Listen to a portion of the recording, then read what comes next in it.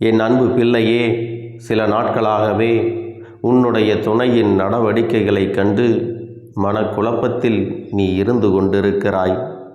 என் குழந்தைக்கு உன்னுடைய துணையானது செய்கின்ற செயல்கள் எல்லாமே கொஞ்சம் வித்தியாசமாகத்தான் தெரிகிறது.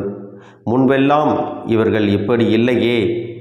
இப்பொழுதுதான் ஏகப்பட்ட மாற்றங்களை தினமும் நமக்கு காண்பிக்கிறார்கள். நம்மிடத்திலே பேசுவது குறைந்து விட்டது. மனம் விட்டு எந்த விஷயத்தையும் சொல்வது இல்லை. நம்முடைய மனதில் என்ன இருக்கிறது என்பதை கூட கேட்பது இல்லை. நாம் தனியாக இருப்பது போல் அல்லவா இங்கே இருந்து கொண்டிருக்கிறோம் என்பது போன்ற ஒரு உணர்வு என்னுடைய குழந்தையே உனக்கு ஏற்பட்டு விட்டது அல்லவா? என் தங்கமே, யாரிடமும் சொல்லாமல் நீ உன்னுடைய கண்களின் ஓரத்தில் வருகின்ற கண்ணீரை துடைத்ததை இந்த அப்பன் கண்டுவிட்டேன். அதனால்தான் இப்பொழுது இந்த கருப்பன் உன்னிடத்திலே பேச வேண்டும். உன் வாழ்க்கையில் உன்னை சுற்றி நடப்பது என்னவென்று உன்னிடத்தில் சொல்லிவிட வேண்டும் என்று வந்திருக்கின்றேன். உன்னுடைய சந்தேகத்தில் உண்மையாகவே நியாயம் இருக்கத்தான் செய்கிறது. ஏனென்றால் உன்னுடைய துணையின் நடத்தையில் மாற்றம் ஏற்பட்டது உண்மைதான். ஆனால் அது மற்றவர்களால் ஏற்பட்டதா அல்லது வேறு யாரேனும் அவர்கள் மனதை கெடுத்து விட்டார்களா என்பது உன்னுடைய குழப்பங்கள் எல்லாற்றுக்கும் தெளிவான பதிலை நான் கொண்டு வந்திருக்கின்றேன். என் தங்கமே, நீ நம்பினாலும் நம்பாவிட்டாலும் இந்த கருப்பன் சொல்வதுதான் உண்மை என்பதை நீ புரிந்து கொள்ள வேண்டும். என் தங்கமே, உன் அப்பன் சொல்வது 3 விதமான குணங்களை கொண்டவர்களுக்கு பொருந்துகிறது. என் தங்கமே, ஒருவேளை அவர்களின் நடவடிக்கைகளில் ஏற்பட்டு இருக்கின்ற மாற்றங்கள் எல்லாம் உனக்கு உச்சபட்ச மாற்றங்களாக தெரியும். ஒருவேளை வேறு யாரோடும் அவர்களுக்கு தொடர்பு இருக்கும் என்று சந்தேகம் உனக்கு இருக்குமாயின் என் தங்கமே, அதை தீர்த்து கொள்வது மிகவும் நல்லது. அதே நேரத்தில் அவர்கள் எப்பொழுதும் அவரின் வேலையில் கவனமாக இருந்து கொண்டிருக்கிறார்கள். எல்லா விஷயங்களும் சொல்வது இல்லை. அவருக்கு ஏதோ ஒரு பிரச்சனை இருக்கிறது என்பது போன்ற உணர்வு உனக்குள் இருக்குமானால் உனக்கு இந்த அப்பன் சொல்கின்ற வாக்கு நிச்சயமாக புரியும். என் தங்கமே, இந்த அப்பன் எதற்காக இப்பொழுது 3 விதமாக பிரிக்கிறேன் என்றால் எல்லோரையும் கண்மூடித்தனமாக நம்பக்கூடாது. இங்கே யார் எப்படி நடந்து கொள்வார்கள் என்பது யாராலையும் கணிக்க முடியாது. எப்பேற்பட்ட நல்ல மனிதர்களும் சில சூழ்நிலைகள் வந்துவிட்டால் அவர்கள் வாழ்க்கையில் எந்த மாற்றத்தையும் நடத்தி விடுவார்கள் என்பது நன்கு அறிந்த உண்மை அல்லவா? கண்மூடித்தனமாக நம்பிவிட்டு அதன் பிறகு ஐயோ அம்மா, என்னுடைய வாழ்க்கையே போய்விட்டதே என்று அழுவதில் எந்த ஒரு லாபமும் இல்லை. அதனால் என் தங்கமே, எதுவாக இருந்தாலும் தீர விசாரித்துவிட்டு ஒரு முடிவுக்கு வருவதுதான் நல்லது. அதற்காகத்தான் இந்த கருப்பன் உனக்கு இந்த விஷயத்தை சொல்கிறேன். என் தங்கமே, உன்னுடைய துணை இன்னொருவரோடு தொடர்பில் இருக்கிறார் என்றால் அது உனக்கு நிச்சயமாக தெரிந்திருக்கும். ஏனென்றால் அவர்கள் எப்பொழுதும் யாரோடும் தொலைபேசியில் பேசிக்கொண்டே இருப்பார்.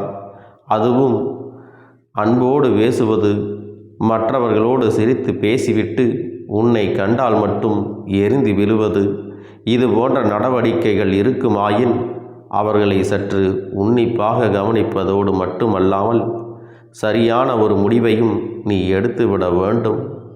காலம் முழுவதும் அழுது கொண்டு தன் மீது அன்பு இல்லாதவர்களுக்கு, தன்னுடைய அன்பை பெற தகுதி இல்லாதவர்களுக்கு உன்னுடைய வாழ்க்கையை நீ வீணடித்து விடாதே.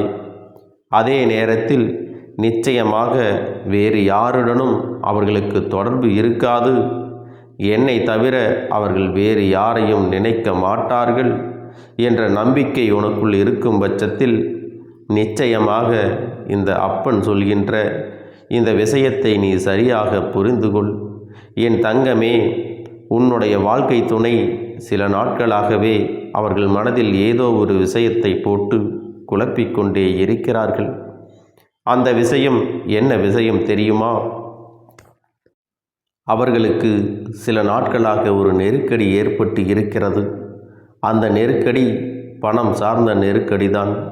என் தங்கமே, பணம் அதிகமாக தேவைப்படுகிறது. ஆனால் போதிய வருமானம் இல்லை.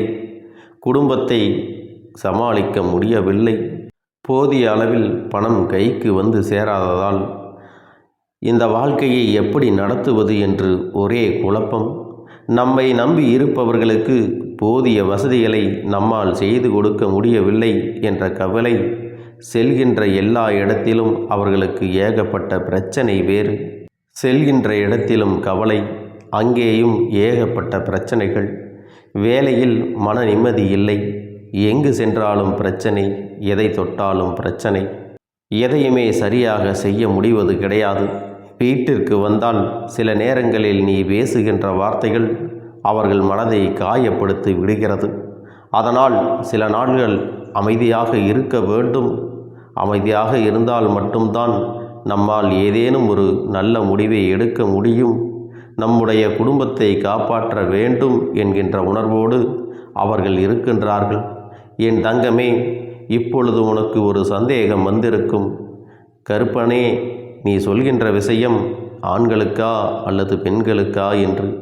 என் தங்கமே, இருவருமே இப்பொழுது குடும்பத்தின் பாரத்தை சுமக்கத் தொடங்கி விட்டார்கள் அல்லவா? நான் சொல்கின்ற விஷயம் இருவருக்குமே பொருந்தும் என்பதை நீ புரிந்து கொள்ள வேண்டும். குடும்பத்தில் வேலை செய்வது ஆண்கள் மட்டுமே என்று நினைக்க முடியாது. அவர்களுக்கு சமமாக பெண்களும் இப்பொழுது உழைக்கத் தொடங்கி விட்டார்கள் அல்லவா? குடும்பத்தின் பொறுப்பை அவர்களும் தான் தூக்கி சுமக்கிறார்கள். அதனால் அப்பன் சொல்வது இருவருக்குமே பொருந்தும். ஆண் குழந்தையாக இருக்கும் பட்சத்தில் தன்னுடைய துணை என் மீது நிச்சயமாக ஏதேனும் சந்தேகமாக இருப்பின் அதற்கு இந்த விஷயம் பொருந்தும்.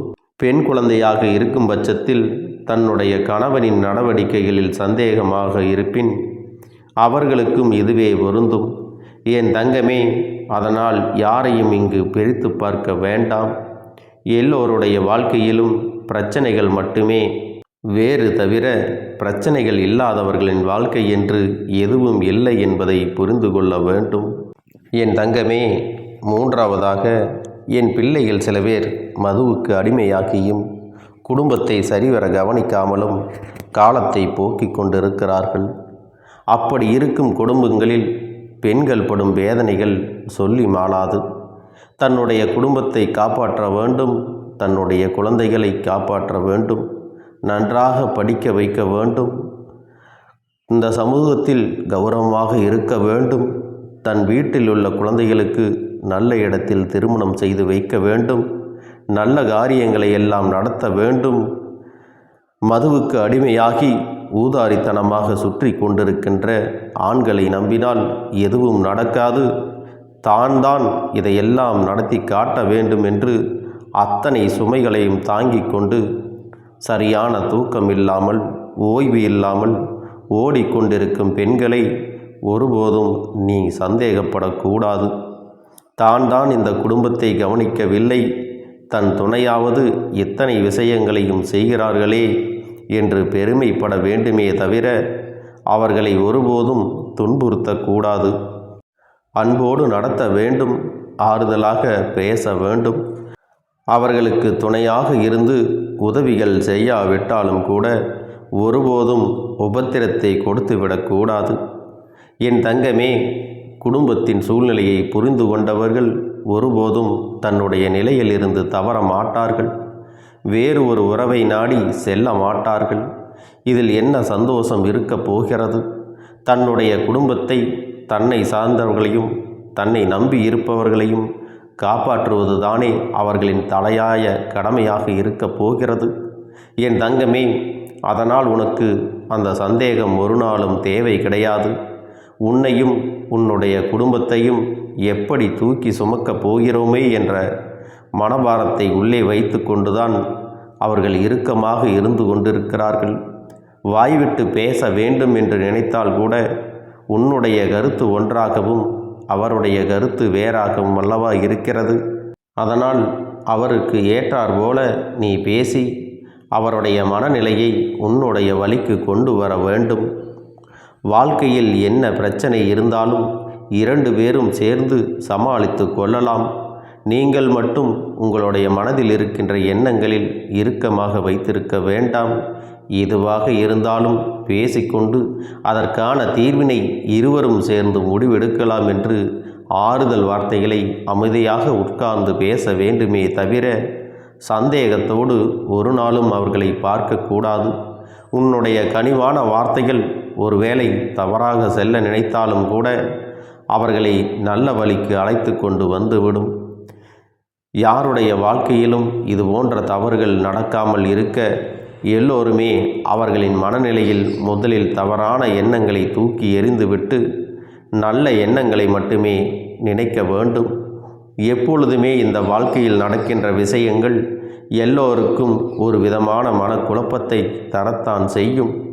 ஆனால் அந்த நேரத்தில் நீ சரியான முடிவினை எடுத்துவிட்டால் போதும், வாழ்க்கை முழுவதும் உனக்கு சந்தோஷம் நிலைத்திருக்கும் என்பதை மறந்து விடாதே. மற்றவர்களின் பேச்சை கேட்டு தேவையில்லாத விஷயங்களுக்காகவோ சந்தேகப்பட்டு வாழ்க்கையில் நடக்கவிருக்கின்ற நல்ல நிகழ்வுகளையும் நல்லதொரு நேரத்தையும் நீ தொலைத்துவிட்டு அதன் பிறகு ஐயோ என்னுடைய வாழ்க்கையே போய்விட்டதே என்று அழுது புலம்பாதே. வாழ வேண்டும் என்று நினைக்கின்ற நேரத்தில் இந்த வாழ்க்கை உன் கையில் இல்லாமல் போய்விடும். அதனால் எதுவாக இருந்தாலும் தீர விசாரித்துவிட்டு அவர்களுக்கு மன ஆறுதலை கொடுத்து நீ உன் வாழ்க்கையை சந்தோஷமாக நடத்த வேண்டும். இந்த கருப்பன் சொல்வது மட்டும்தான் உன் வாழ்க்கைக்கான யதார்த்தமான உண்மை என்பதை நீ புரிந்து கொள். யாரிடத்திலும் எந்த விஷயத்தையும் உன்னுடைய வாழ்க்கைக்கான அறிவுரையாக கேட்டு பெறாதே. அதிலும் குறிப்பாக உன்னுடைய துணையின் நடவடிக்கைகளை மற்றவர்களிடத்தில் பகிர்ந்து கொள்ளாதே. ஏனென்றால் மற்றவர்களுக்கு அது ஒரு வேடிக்கையாக இருக்கும். ஒருவர் 2 பேரிடத்தில் சொல்வார்கள், 2 பேர் 4 பேரிடத்தில் சொல்வார்கள். இப்படி சொல்லி சொல்லி கடைசியில் அந்த விஷயம் உன்னுடைய துணையின் காதுக்கே வந்து சேர்ந்துவிடும். மேலும் மேலும் பிரச்சனைகள் தான் அதிகரிக்குமே தவிர இரகசியம் என்ற ஒன்றை நமக்குள் இல்லையே என்று மனவேதனை ஏற்பட்டுவிடும்.